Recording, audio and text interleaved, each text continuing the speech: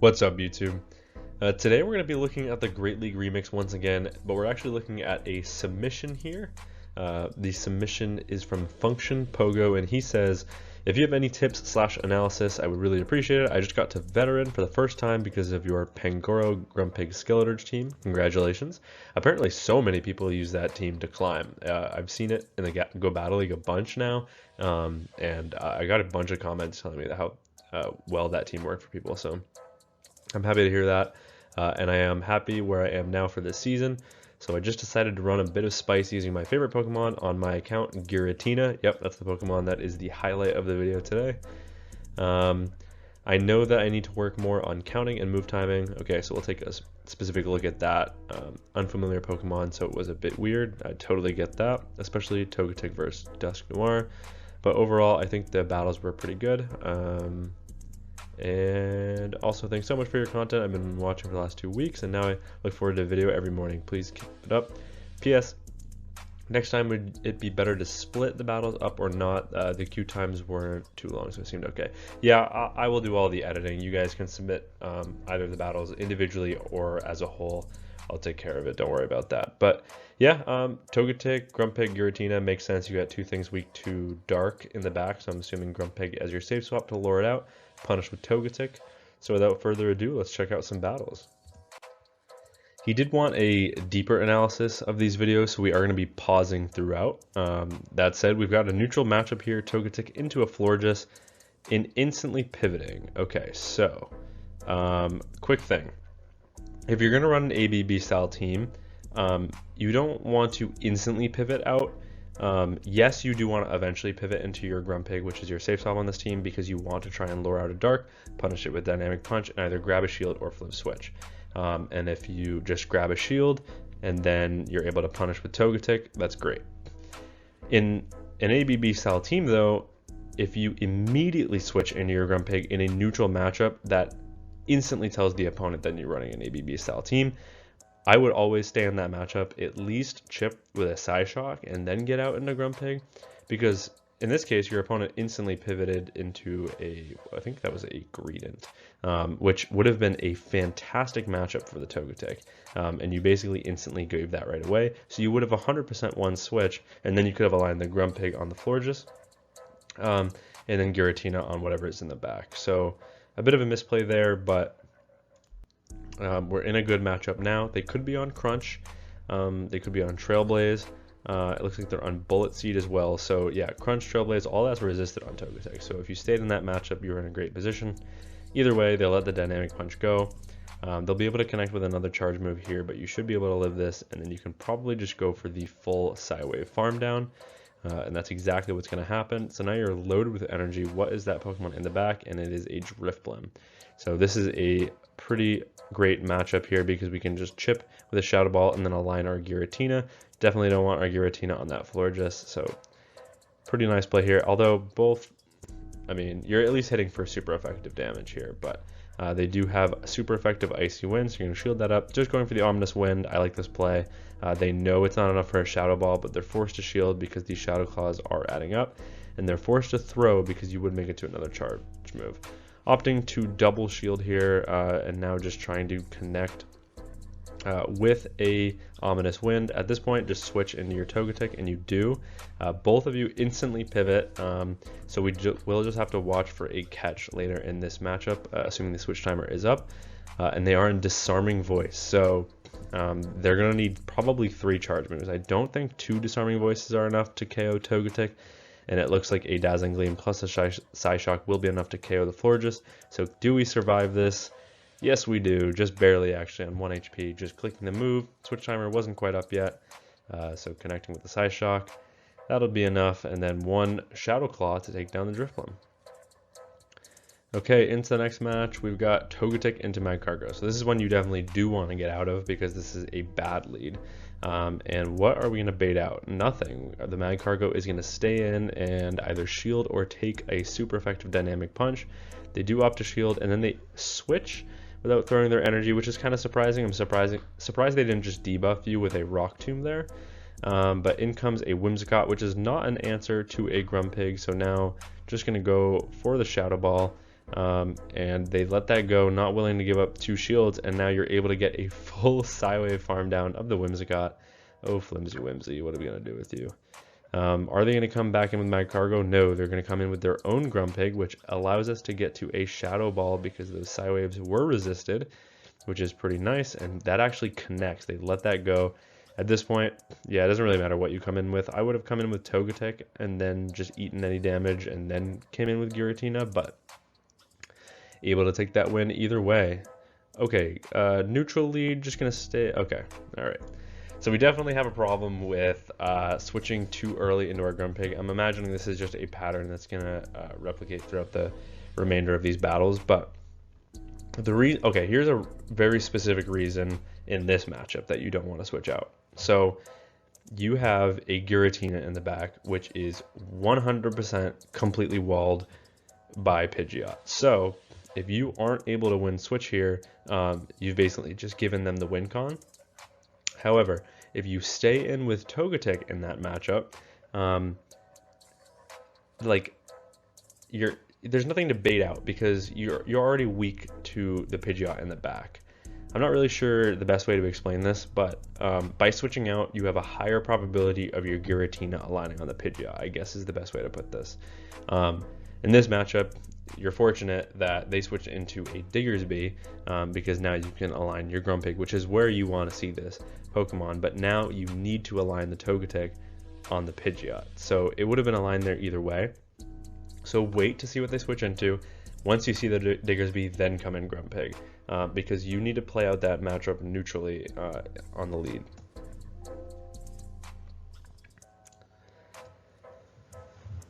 Okay, so now we are going to be able to connect with a dynamic punch. It looks like that was actually a CMP tie as well. So just going to go for the dynamic punch. They're going to go for the Scorching Sands. And this will be enough damage to KO the Diggersby. Are they willing to commit a shield, or are they just going to let this go? They're going to let the Diggersby go down. They're going to come back in with the Pidgeot. They're probably going to go for an entire Gus farm down. You are able to make it to another dynamic punch, which is great. And you will be able to maintain switch here. So just going to go down. And now, see, you're just aligning your Togetic with it anyways. So that's just kind of what I mean. It looks like you did get 1 turn lag there, which is pretty unfortunate. And now shielding this up, ooh, it is a Feather Dance bait. That is pretty unfortunate. And now going for the harder hitting Dazzling Gleam. Your opponent has no reason to shield this. Your attack is 2 times lowered. They live that very comfortably. And now, you have to shield this, right? Because you cannot get rid of this Pidgeot otherwise. They do full send the Brave Bird, which is nice. And then it's a Claydol in the back. So we have the alignment that we need. Full setting the Shadow Ball here. Your opponent is likely to shield this or not. All they had to do was shield that, and then they instantly quit. Okay, I'm just going to take a quick pause because your opponent made several mistakes in the end game.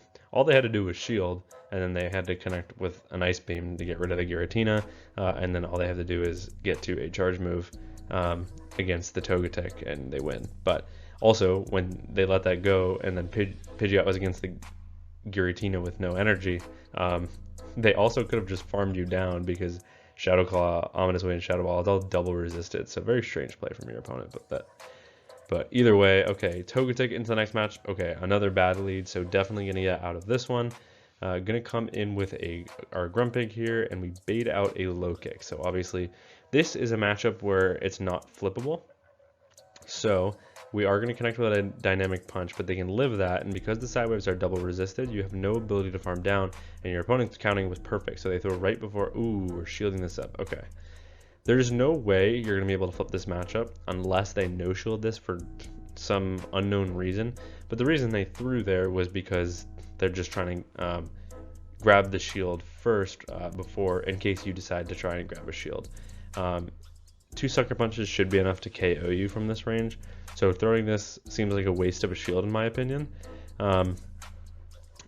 Yeah, so now they're just going to get Sucker Punch farm down, and that gives you just less farm for your Giratina. But just going to come in with the Togetic, take the charge move, okay, get 1 turn lag, that's fine, and then instantly pivot into Giratina? No, okay, so here's another thing. Everything would have been resisted on Giratina as well, one sucker punch, if they threw it, would have hurt a little bit, but it wouldn't have been the end of the world. And you need an energy lead on Giratina here because Giratina is your win con. Togetic is hopefully going to be something that could use to snipe later on or as a catch later on, because you just need Giratina energy for this Corviknight. Togetic energy doesn't go anywhere in this matchup so far. They come back in with the Corviknight, and then it's a Claydol in the back. So this is pretty nice. You're full sending the Shadow Ball again, because why not? Your last opponent no shielded it. This one does, but you have grabbed the final shield from their opponent. This will only be a Rock Tomb, but I would definitely shield this back up because Giratina is your win con. I would have thrown a little bit earlier just because these Mud Slaps are adding up quite a bit. And Corviknight doesn't really have any ability to farm down, and they're still going to be able to outpace, and your attack was lowered, so you kind of needed to just fire off that energy a little bit earlier, and then if it wasn't enough to KO, get the farm down, then switch out into Togetic, reset the attack, try and get a catch. But at this point, I don't think there's a win con left unless they're on only payback, but yeah, there's the Iron Head, so just going to resign that match. Dusk Noir in the next match. So this is a neutral lead, and this one you know to stay in because you have two Pokemon in the back that are weak to this. They do only go for a Shadow Punch, so we can just let this go. And yeah, okay, so maybe this was the matchup you were talking about, just fast move timing. So just a quick explanation on it for everyone in this range, the 2500 range, that has a little bit of trouble with fast move timing and counting, for example. So right away, when you see a Dusk Noir, you need to first figure out what its fast move is, and you can usually figure this out by the damage it's doing to your Pokemon and the animation that it's playing. So if you see these little bubbles on screen that I paused on, actually very conveniently, it means they're on Astonish, and Astonish will do more fast move pressure to your Togetic, but it generates energy a little bit slower. What that means is that in order to get to the Shadow Punches, it's 4-3-4-3, I believe, and to Dynamic Punch, it's 5-4-5-4. So if you want to throw in good timing for Togetic, you want to throw on 7 because that's right before they get to 5. If they throw right on 4, that's fine because that's throwing on alignment for them, which gives you an entire Fairy Wind in for free, and you can survive it very comfortably. If they're on Hex, which does less damage but makes a little like ghostly effect, they'll get to the Shadow Punches in only 3 hexes. I believe it's 3-3-3-2 for the pacing on that there, and you can let a number of those go, but best fast move timing is 4 and 7 again. So yeah, just for future reference there. Because what you did is I think you threw on 6, which is 2 times 6, which is 12 turns, as you can see by the Fairy Wind and the Psyshock there. That would be 12 turns, and for them 4 times 3 is also 12, which means that's CMP, and you're going to lose that CMP matchup. But are able to take this down to the red, just soft losing the ones, which is fine. Do they have energy here? I wasn't really paying attention. Able to get a snipe of a Shadow Claw, so maybe they did not have energy. If they did, they just kind of threw that by not throwing it. And their best answer to a Giratina is a fighter with Rage Fist. So just gonna let the first one go. First one will hurt the most. I'm gonna overfarm, throwing 1 before they make it to the next Rage Fist. So very nice charge move timing here. And now just going to instantly pivot into your Grumpig. I would do the exact same thing with you did with your Giratina. Let the first one go because they're going to make it to another one. And here comes another one. So just going to shield this one up, and then you should be able to get the full Sidewave farm down, but they should pivot, and they do pivot. It is a Quagsire in the back. So going to go for the Dynamic Punch before they're able to make it to their first charge move. And are you going to be able to outpace? No, your opponent does throw before you get to a second Dynamic Punch, which is pretty unfortunate. They are only close to an Aqua Tail, but it's going to be close whether you live this or not. You probably don't. So unfortunately, I think you will lose this game. No, you live on 1 HP, but yeah, you didn't have the energy to take that win. But yeah, I think overall, I think your fast and charge move timing was very good. I think your understanding of how to use an ABB style team, you understand the basics, but at higher elo you're going to get punished as you climb for the way that you play it, just because you don't want to instantly pivot into your save swap unless it's a bad lead. If you have a bad lead and you have two better answers in the back, then yes, instantly pivot. If it's a neutral lead, but both your Pokemon in the back are also neutral, then, or have like good or bad matchups kind of thing, then you want to stay in that matchup for a little bit and chip or catch out of it instead.